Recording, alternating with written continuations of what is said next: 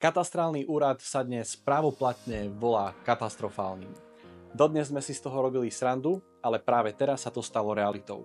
Kybernetický útok poriadne preveril digitalizáciu katastrálneho úradu. Čo to pre vás znamená, milí klienti? Tieto tri veci. Prvá vec. Bude problém s samotným návrhom na vklad, čiže keď budete chcieť robiť čokoľvek, nejaké zmeny, čo sa týka katastra, bude to trvať pravdepodobne dlhší čas. Druhá vec, je tam riziko straty nejakých údajov, ktoré tam sú, možno nejaké súkromné, alebo údajov, čo sa týka nehnuteľností, aj to môže natiahnuť ten čas.